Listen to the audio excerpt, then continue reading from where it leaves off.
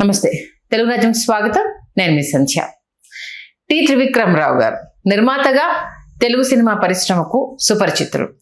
Vijayalakshmi arts pictures అధినేతగా చాలా మందికి తెలుసు. అలాగే తెలుగు, హిందీ, కన్నడ భాషల్లో సినిమాలను నిర్మించారు. దాంతోపాటు చిరంజీవి గారితో అద్భుతమైన 3 సినిమాలను తీసి సూపర్ డూపర్ హిట్ కొట్టారు. ఆయన మన మధ్య లేకపోయినా ఆయన అందించిన సినిమాలు, చిరంజీవి గారితో ఆ సినిమా ప్రయాణం, దీని గురించి పూర్తి డీటెయిల్స్ తెలుసుకునే ప్రయత్నం చేద్దాం. చరిత్రకారులు, సినీ రాజకీయ విశ్లేషకులు చిల్లగడ్డ శ్రీకాంత్ గారు మనతో ఉన్నారు. ఆయన ద్వారా మరిన్ని విశేషాలు. శ్రీకాంత్ గారు నమస్తే. నమస్కారం అండి. ఆల్మోస్ట్ చిరంజీవి గారితో ట్రావెల్ చేసిన విజయబాబు నాయుడు గురించి, ఆయన గురించి తెలుసుకున్నాము. దేవివర ప్రసాద్ గారి గురించి తెలుసుకున్నాము. ఏడిది నాగేశ్వరరావు గారి గురించి తెలుసుకున్నాము. ఆ కొవ్వులో ఇప్పుడు టి త్రివిక్రమరావు గారి గురించి చెప్పాలంటే ఏం చెప్తారు? టి త్రివిక్రమరావు గారిని నేను చూడాలనుకున్నా చూడలేకపోయాను. ఎందుకంటే ఆయన చివరి దశలో వరుస ఫ్లాపులు ఆయన కొంచెం కుదిపేశాయి. వెంకటేష్ గారితో తీసిన ప్రేమతో రా, అది ఫ్లాపు. ఓకే. తర్వాత మన బద్రీ నిర్మాత ఆయనే, బద్రీని హిందీలో తీశారు. అది అట్ర ఫ్లాప్ అవడంతో ఆయన దాదాపుగా ఇంటికే పరిమితం అయిపోయి ఎవరిని కలవలేనటువంటి ఒక పరిస్థితి. ఎలాగైనా చూడాలని చాలా ప్రయత్నం చేశాను, కానీ ఆయన ఎవరిని కలవాలనుకునే మానసిక పరిస్థితుల్లో లేరు.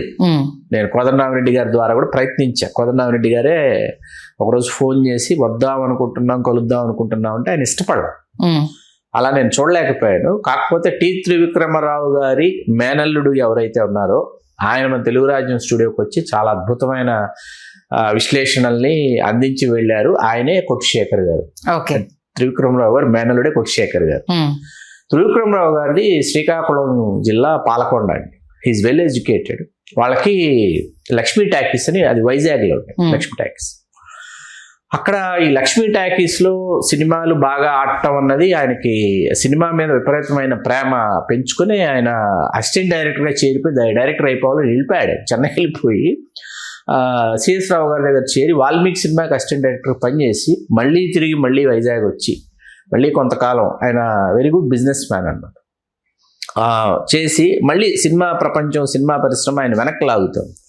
వెనక్కి తిరిగి వచ్చిన తర్వాత ఆయన తీసిన మొదటి సినిమాయే మొనగాడని చెప్పి ఎడిటర్ టి కృష్ణ గారిని ఉండేవారు. ఎడిటర్ టి కృష్ణ గారి డైరెక్షన్లో మొనగాడని ఒక సినిమా తీశారు. శోభన్ బాబు గారు సూపర్ హిట్, చాలా బాగుంటుంది సినిమా. మనం వేళ కూర్చున్నా ఆ టెస్ట్ ఇచ్చి పూర్తి చేస్తాం. కమర్షియల్గా చాలా బాగుంటుంది.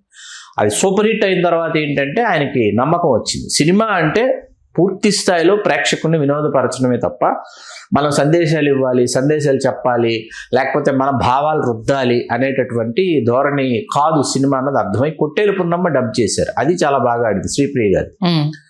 అక్కడి నుంచి ఏంటంటే ఆయన చాలా సరికొత్తగా ఆయన ప్రయాణాన్ని ఎంచుకుని కమర్షియల్ సినిమా తీయాలి, కమర్షియల్గా సినిమాలు చేయాలి, కమర్షియల్ డైరెక్టర్ని అనిపించుకోవాలి అనేటటువంటి, కమర్షియల్ ప్రొడ్యూసర్ అనిపించుకోవాలి, కమర్షియల్ సినిమాలకి కేర్ ఆఫ్ అడ్రస్గా విజయలక్ష్మి ఆర్ట్ మూవీస్ని తీర్చిదిద్దాలి అని కొన్ని ప్రయోగాలు కూడా చేశాడు ఆయన. అట్లా సూపర్ స్టార్ కృష్ణ గారితో ఘరానా దొంగ కె రాఘవేంద్రరావు గారి డైరెక్షన్లో, అది కృష్ణ గారి డ్యూయల్ రోలు, రాఘవేంద్రరావు గారు ఎక్స్ట్రాడనరీగా ఉంటుంది సినిమా.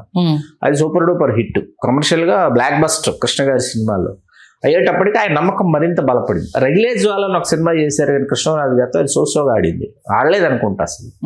అక్కడి నుంచి మళ్ళీ మన పందా ఇది కాదు, మనం ఈ పందాలోనే చెయ్యాలి, కమర్షియల్ పందాలోనే మనం వెళ్ళాలని చెప్పి ఆయన అప్పుడు రాఘవేంద్రరావు గారిని అడిగారు. నాకు రామారావు గారితో సినిమా చేయడం కళ. రామారావు గారి సినిమాకి నేను అసిస్టెంట్ డైరెక్టర్గా పనిచేశాను. ఎలాగైనా సరే రామారావు గారితో కనీ విని ఎరుగని సూపర్ డూపర్ హిట్ తీయాలి అని అంటే అది జస్టిస్ చౌదరి.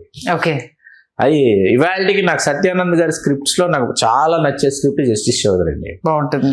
అలాగే మీరు అసలు నేను చాలా ఎక్కువ సార్లు రామారావు గారి సినిమాలు చూసిన సినిమాల్లో జస్టిస్ చౌదరి ఒకటి. వేటగాడు హైయెస్ట్ నంబర్ వస్తుంది రామారావు గారి సినిమాల్లో. నేను హైయెస్ట్ నంబరు వేటగాడు, అడవిరాముడు, ఈ 2 హైయెస్ట్ నంబర్స్లోకి వస్తాయి. ఆ తర్వాత జస్టిస్ చౌదరి వస్తుంది. ఈ సినిమాలో ఆ సినిమా సమయానికి ఏంటంటే Trivikrama Rao garu white shirt, white pant, ఆయనతో ఆల్మోస్ట్ ఆల్ ప్రొడ్యూసర్స్ లో వైట్ షర్ట్, వైట్ ప్యాంట్ ఆయనతో మొదలైనాయి. ఆయన చూసి చాలా మంది producers white shirt, white pant వేసుకుంటే ప్రొడ్యూసర్ గా గుర్తిస్తారు. అంతకుముందు డైరెక్టర్స్, సినిమాటోగ్రాఫర్స్ ఈ వైట్ అండ్ వైట్ వేసుకునేవాళ్ళు.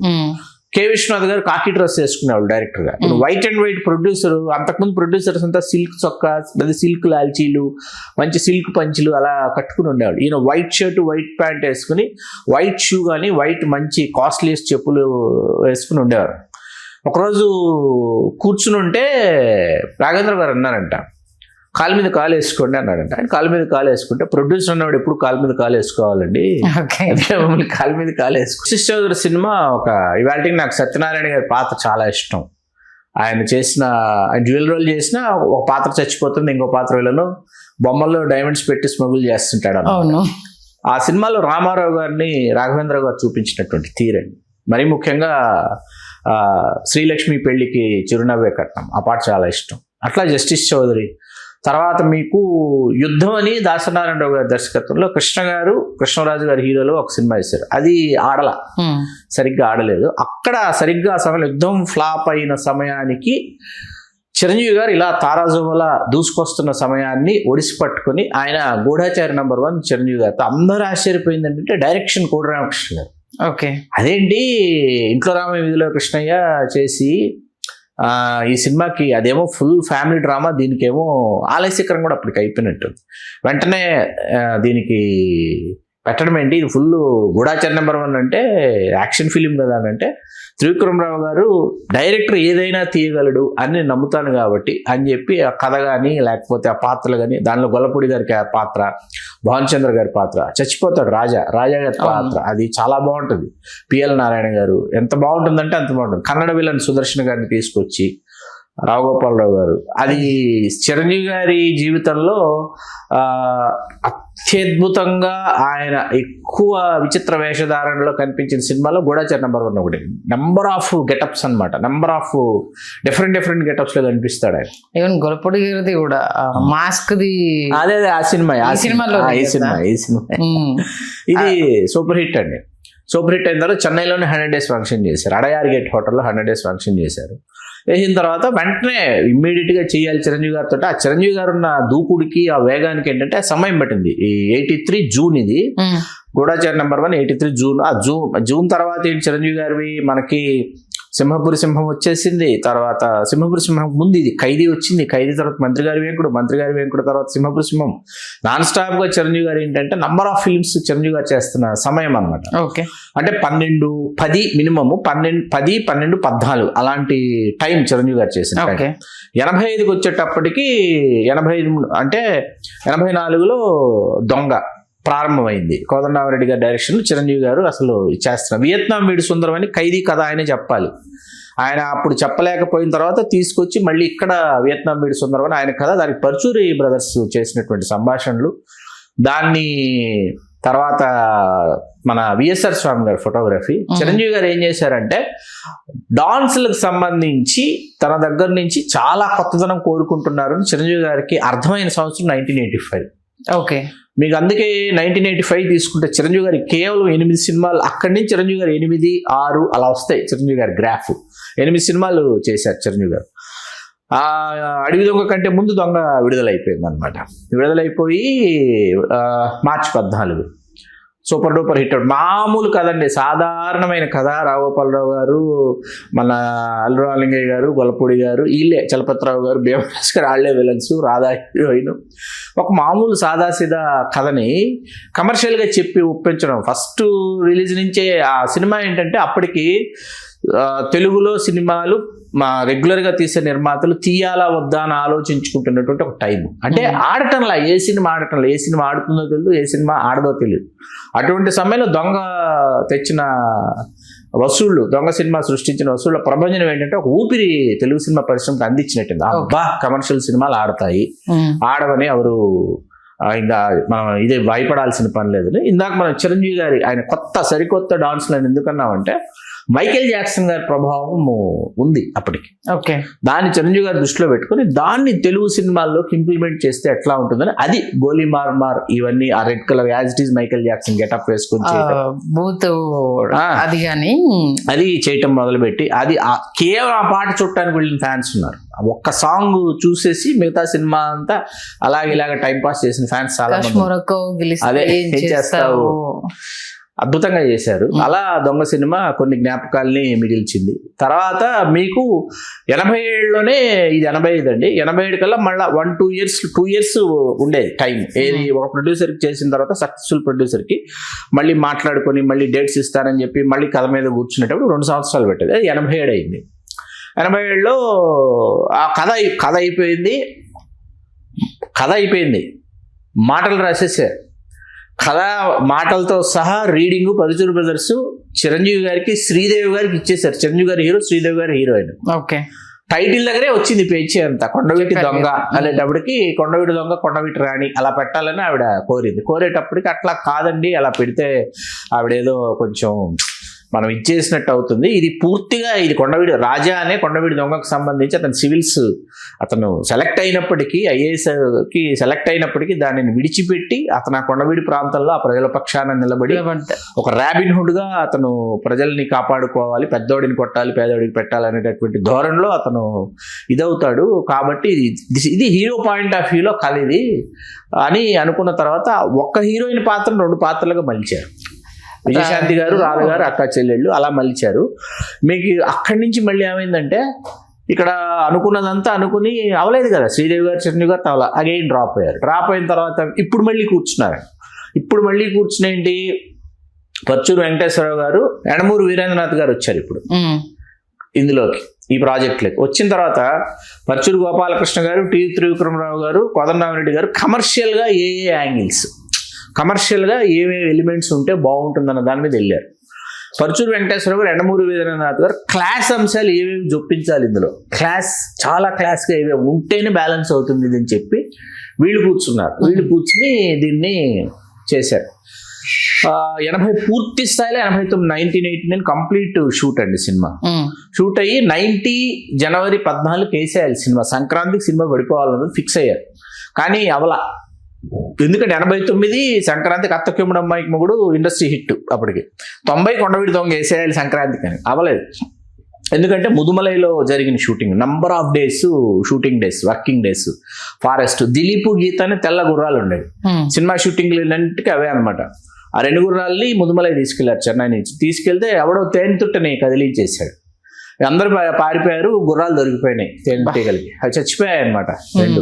2 రోజులు అసలు షూటింగ్ చేయలేదు ఆ బాధలో. చిరంజీవి గారు కంప్లీట్ గెటప్ ఏదైతే ఉందో ఆ కంప్లీట్ లెదర్ అండి, black and black, head to shoe, complete leather అనమాట. అది ఏది వేరే ఇది వాడకుండా complete leather, upper class face mask కానీ ఎవ్రీథింగ్, మెడలో మఫ్లర్ ఒకటి, అలా తెల్లగుర్రము, ఇంకొక నల్ల కుక్క, అలా రాజా పాత్రని వాళ్ళు డిజైన్ చేసిన విధానం. ఇందాక మనం క్లాస్ మాస్ అని అనుకున్నాం. మాస్ ఎలిమెంట్స్ అనేటప్పటికి ఏమవుతాయంటే, మీకు మోహన్ బాబు గారు వచ్చి సింహం నరసింహం, 2 సింహాల మధ్య నరుణ్ణి నేను ఆ డైలాగు అయిన ఉంటాయి కదా, నేను భూమి మీద కాకుండా నేల మీద కాకుండా మధ్యలో అనుభవించాలి, గాల్లో చిరంజీవి గారు అనుభవించడం కదా, నేను కొడతానని చెప్పి కొడతాడు. ఇట్లాంటివన్నీ కమర్షియల్ ఎలిమెంట్స్ అనమాట. ఆ పాము ఆడించుకుంటా విజయశాంతి గారు పోలీస్ డిపార్ట్మెంట్ ఆడించడం, అక్కడ రకమైనది పుట్టలో చెయ్యి పెట్టనా అని చిరంజీవి గారు చెప్పే డైలాగ్స్, ఇన్ని కమర్షియల్. క్లాస్ అనేటప్పటికి రాజానే కొండవీడి దొంగ అని రాధా గుర్తిస్తుంది. ఎలా గుర్తించావంటే, నా బొట్టు బిళ్ళ తీసి పెట్టుకుంటుంది అన్నమాట. అన్ని క్లాస్ టచెస్ అనమాట. మీకు శుభలేఖ రాసుకున్న పాట కూడా ఏంటంటే, ఆ పాట వన్స్ ట్యూన్ అయిపోయి రికార్డింగ్ అయిపోయిన తర్వాత పాట ఇప్పుడు ఎక్కడ తీయాలి అని, ఇప్పుడు మనం దొడ్డబెట్ట పీక్ అని మాట్లాడుకున్నాం కదా, అక్కడ తీశారు ఊటీలో. అక్కడ ఎలా చేశారంటే, మీకు 4 గంటలకండి, ఉదయం 4 గంటలకి సూర్యుడు వచ్చేస్తాడు. 4కి దొడ్డబెట్ట పీక్లకు సూర్యుడు వస్తాడు. కానీ మీకు మేఘాలు ఉంటాయి. అది రాత్ర పగల ఉదయమైంది అర్థం కాదనమాట. అర్థం కానటువంటి ఒక మ్యాజిక్ కవర్ అది పట్టుకోవాలి అని చెప్పి నేచురల్ లొకేషన్స్ అది 2 గంటలకు లేచి వీళ్ళు అర్లీ మార్నింగ్ 2 గంటలకు లేచి అక్కడికి వెళితేనే ఆ షాట్ తీయగలరు, లేకపోతే తీయలేరు. ఫస్ట్ డే ఒక రోజు పాపం కష్టపడి వెళ్ళారంట, 15 నిమిషాలు లేట్ అయిందంట. అయ్యేటప్పటికి వెళ్ళిపోయాడు సూర్యుడు. మళ్ళా మరుసటి రోజు మళ్ళీ వచ్చి మళ్ళీ ఆ షాట్ తీసి, అది కోదండరామిరెడ్డి గారు చెప్పాలి దీని గురించి, ఆయన చాలా అద్భుతంగా చెప్తారు దీని గురించి.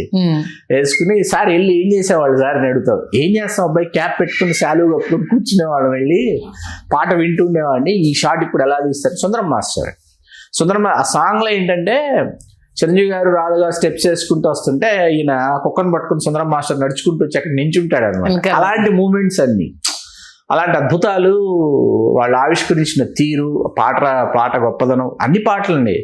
జీవితమే ఆట, సాహసమే పూబాట. ఇవాళ సినిమా ప్రారంభమైన అరగంటకు వస్తుంది ఫస్ట్ పాట మీకు. అవును, అరగంట కథ అయిపోయిన తర్వాత కానీ ఎందుకు ఆ క్యారెక్టరైజేషన్ గుర్రం ఎక్కి కొండవీడి దొంగగా అతను ట్రాన్స్ఫార్మ్ అయ్యాడు అనేంత వరకు పాట వేయడానికి లేదు మీకు. కథలో కథ అనుగుణంగా మీరు పాట వేయడానికి లేదు.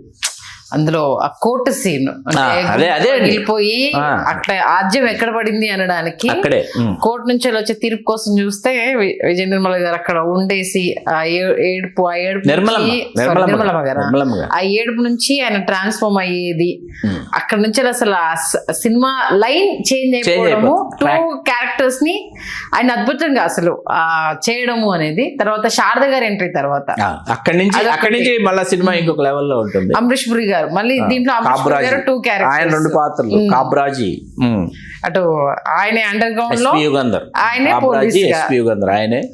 ఎక్కడ శ్రీవిద్య గారి పాత్ర నాకు చాలా ఇష్టం. నాకు వాళ్ళ అత్త, చిరంజీవి గారి అత్త, ఆ పాత్ర చాలా ఇష్టం నాకు. సబ్జెక్ట్ ఎక్కడ మిస్ అవ్వదు సార్. ఒక టెంపో ఒక లైన్ లో అలా వెళ్ళిపోతుంటుంది, మధ్యలో ఒక చిరుజలు లాగా పాట వచ్చేస్తుంటుంది, మళ్ళీ స్టోరీ వెళ్ళిపోతుంది, మళ్ళీ పాట వచ్చేసి మళ్ళీ స్టోరీ వెళ్ళిపోతుంది. అంటే చాలా సింక్ లో వెళ్ళిపోతూ ఉంటుంది. అది 1989 ఏంటంటేనండి, మీకు October 5th శివ విడుదలైపోయి ఆ తర్వాత వచ్చిన లంకేశ్వరుడు, బాలకృష్ణ గారు, బాలగోపాల్ ఫ్లాప్లు అనమాట. అవి ఏ సినిమా చూస్తారో ఏ సినిమా చూడరో ఎవరికి అర్థం కానటువంటి ఒక సమయం అది. అంటే ఇప్పుడు శివ ఇచ్చినటువంటి టెక్నికల్ ట్రాన్స్ఫర్మేషన్ ఏదైతే ఉందో ఆ ట్రాన్స్ఫర్మేషన్ లో తెలుగు సినిమా వెళ్ళిపోయింది. ఇప్పుడు ఇట్లాంటి సినిమాలే చూస్తారేమో, కమర్షియల్ సినిమాలు, ఫార్ములా 44లు వర్కౌట్ అవుతాయో అవో అన్న టైంలో కొండవీడి దొంగ వచ్చింది. March 9 విడుదలై మీరు నమ్మరండి, ఒక వారం 10 రోజులు ఫ్లాప్ టాక్ అండి. అది కూడా వారం 10 రోజులు ఫ్లాప్ టాకే సినిమా. నేను మదనపల్లిలో 2 థియేటర్లలో ఆడుతుంది. మా పంచరత్న టాకీస్లో ఆడుతుంది, కృష్ణ అనేది మెయిన్ థియేటర్. 2 చోట్ల మీకు 4 ఆటలు హౌస్ఫుల్స్, కానీ ఫ్లాప్ టాక్. అదేంటి అక్కడ హౌస్ఫుల్స్, అక్కడ టికెట్స్ దొరకవు. సెకండ్ థియేటర్ ఎక్కడ టికెట్స్ దొరకవు, ఫ్లాప్ టాక్. ఏముంది సినిమా, దీనికంటే లంకేశ్వరుడు బెటరు. ఇన్ని కోట్లు ఎవడు ఖర్చు పెట్టమన్నాడు? 2 కోట్లు అండి ఆ రోజుల్లో బడ్జెట్. 2 కోట్లు ఖర్చు పెట్టి ఎవడు తీయమన్నాడు? పాటలు బాగానే ఉన్నాయి, శుభలేఖ రాసుకున్న బాగానే ఉంది. ఆ పాట అండి, చెమ్మకు చెమ్మకు చెప్పుకో ఆ పాట బాగాలేదు. చిరంజీవి గారు ఏదో జేబులోంచి కర్చీఫ్ తీస్తారు, అది బాగుంది. అందరండి అది బాగుంది, ఇది బాగుంది, ఇది బాగుంది, అది బాగుంది, టోటల్ గా బాగుంది. తర్వాత ఫైనల్ 11 రోజుల తర్వాత బాగుంది. ఎంత క్లాస్ వచ్చింది అప్పుడు? అది పెద్ద హిట్ అండి, చాలా పెద్ద హిట్. మీకు రన్ లో మీకు ఎక్కడ డిఫరెన్స్ వచ్చిందంటే 76 ప్రింట్లు వేసారు అప్పట్లో. 36 38 స్టేషన్స్ లో 100 days ఆడింది. మీకు 100 days సెంటర్స్ తగ్గడానికి కారణం May 9th జగదేకుడు అతిలోకి వస్తుంది. ఇమీడియట్ 2 months కొన్ని థియేటర్స్ లో కొండవీడి దొంగ ఆడుతుంది. కొండవీడి దొంగని షిఫ్ట్ చేసి అదే ఊళ్ళో ఇంకో థియేటర్కి జగదేకుడిని తీసుకురావాల్సి వచ్చింది. మీకు అట్లా ఈ సినిమా ఆ సినిమా 2 పోటీ, ఒకదానికి ఒక సినిమా. కాసేపు ఒకరోజు ఇప్పుడు జగదేకుడికి వచ్చామండి, జగదేకుడు దొరకలేదు, వెళ్ళి మళ్ళీ కొండవీడి దొంగలు కూర్చునేవాళ్ళు. సమ్మరు ఫస్ట్ ఫ్లాప్ టాక్ రాగానే లేదు చాలా కూల్ గా ఉన్నారు ఆయన చాలా నింపాదిగా ఉన్నారు, చాలా అంటే చాలా నింపాదిగా ఉన్నారు. అలా అసలు దశల వారీగా సూపర్ డూపర్ హిట్ అయ్యేటప్పటికి ఆల్ ఆర్ హ్యాపీ. తర్వాత మీకు చెన్నైలోనే చేశారు 100 days ఫంక్షన్. దాసనారాయణ గారు చీఫ్ గెస్ట్, ఆయన చేతుల మీదుగానే చిరంజీవి గారు జ్ఞాపికలు అందుకున్నారు. అందరికీ దాసరి గారు ఇచ్చారు జ్ఞాపికలు. మీకు అలా సినిమా మిగిల్చినటువంటి జ్ఞాపకాలు. ఆ తర్వాత త్రివిక్రమరావు గారు చిరంజీవి గారితో మరొక సినిమా తీస్తారని మాలాంటి వాళ్ళని ఎదురు చూసాం. ఆయన ఆ దిశగా ప్రయత్నించారు. కాకపోతే ఏంటంటే మనం గతంలో ఒకసారి మాట్లాడుకున్నాం, అంజీ అనే ఒక దృశ్యకావ్యం వల్ల చాలా మంది నిర్మాతలకి చిరంజీవి గారి సినిమాలు చేయలేకపోయారు. ఆ జాబితాలో త్రివిక్రమరావు గారు కూడా ఉన్నారు. ఆయన బాలకృష్ణ గారితో రౌడీ ఇన్స్పెక్టర్, బొబ్బిలి సింహం 2 సూపర్ డూపర్ హిట్స్. నాకు బొబ్బిలి సింహం చాలా ఇష్టం. 2 సూపర్ డూపర్ హిట్స్. అలాగే ఎస్వి కృష్ణారెడ్డి గారి దర్శకత్వంలో శ్రీకాంత్ హీరోగా ఆహ్వానం ఆయన చేసిన సినిమాల్లో అద్భుతం. తర్వాత వెంకటేష్ గారితో 2 ఫ్లాప్లే, సరదా బుల్లోడు 1, ప్రేమతోరా 2 ఫ్లాపు. పూరి జగన్నాథ్ లాంటి దర్శకుడిని పరిచయం చేసిన నిర్మాతగా ఎప్పటికీ చరిత్రలో నిలిచిపోతారు టి త్రివిక్రమరావు గారు బద్రీ సినిమాతో. అదే బద్రీ సినిమా హిందీలో తీయడం వల్ల ఆర్థికంగా బాగా నష్టపోయారు, కోలుకోలేకపోయారు అన్నది అది చాలా బాధాకరంగా ఉంటుంది మనకు వినటానికి. ఓకే. కృష్ణ గారు కోదండరామిరెడ్డి గారి కాంబినేషన్ లో ఖైదీ రుద్ర అని ఒక సినిమా తీశారు, సూపర్ డూపర్ హిట్. కృష్ణ గారు శ్రీదేవి గారితో ఓకే. చాలా పెద్ద హిట్. నాగార్జున గారితో ఒక్కరితో చేయలేదు అనుకుంటా ఆయన. అలా నెంబర్ ఆఫ్ ఫిల్మ్స్ హ్యూజ్ గా ప్యాక్డ్ గా కమర్షియల్ సినిమాలు చాలా పెద్ద హిట్స్ తీశాడు ఆయన. ఓకే. అంటే హిందీ బద్రితో క్లోజ్ అయిపోయింది అంతేనా? అంతే. హిందీలో ఈ అత్తకెమ్మడు అమ్మాయికి మూడు జమై రాజా అని హిందీలో తీశారు, ఫ్లాప్ అయినా ఆయన పెద్దగా ఇదవ్వాల. ఓకే. హిందీలో ఫ్లాప్ జమై, హిందీలో చాలా సినిమాలు చేశాడు ఆయన. హిందీలో నెంబర్ ఆఫ్ ఫిల్మ్స్ చేశాడు, Telugu super duper commercial hits అన్ని హిందీలో ఆయన చేశాడు, ఆయన ప్రొడ్యూస్ చేశాడు సినిమాలు చేసి.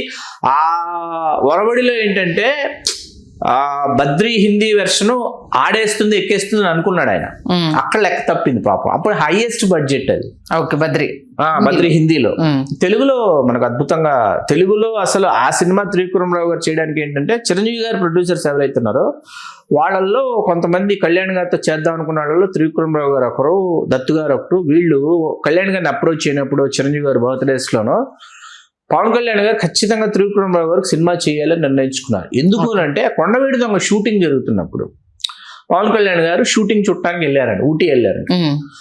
పవన్ కళ్యాణ్ గారు వెళ్ళిన దగ్గర నుంచి తిరిగి వెళ్ళేంత వరకు ఒక రాజకుమారుని ఎలా చూసుకుంటాడో అంత ప్రేమగా, అంత వాత్సల్యంగా, జాగ్రత్తగా చూసుకుని పంపించాడండి త్రివిక్రమరావు గారు. ఓకే.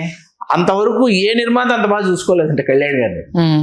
అరే ఏంటి ఈయన ఇంత ప్యాంపరింగ్ గా మనల్ని చూస్తున్నారు, ఇంత వాత్సల్యంగా చూసుకుంటున్నారు, జాగ్రత్తగా చూసుకుంటున్నారు అని అనుకుని వెళ్ళిపోయాడు అంతే. ఆయన అప్పటికి ఆయన హీరో అవ్వాలి ఇవేం లేవు, కళ్యాణ్ గారి హీరో కాదు ఆయన, ఆయన కెమెరామెన్ అవ్వాలి, ఇది డైరెక్టర్ అవ్వాలి కదా. అది తర్వాత హీరో అయిన తర్వాత అసలు కథ అయిపోయింది. పూరి జగన్నాథ్ గారు కథ వినిపించిన తర్వాత ఫోన్ చేశాడు, సార్ ఒకసారి మా ఇంటికి వస్తారు, ఎక్కడున్నారు మీరు, లేదా నన్ను రమ్మంటారు అంటే, లేదు లేదు నేనే వస్తున్నాను. ఆయనే వస్తే, సార్ ఈయన పేరు పూరి జగన్నాథ్, నేను మీకు సినిమా చేస్తున్నాను, ఈయనే మీ డైరెక్టర్, మీరు మాట్లాడుకోండి ఇంకా అన్నాడంట. త్రివిక్రమ్ గారు ఏం అర్థం అవ్వలేదంట.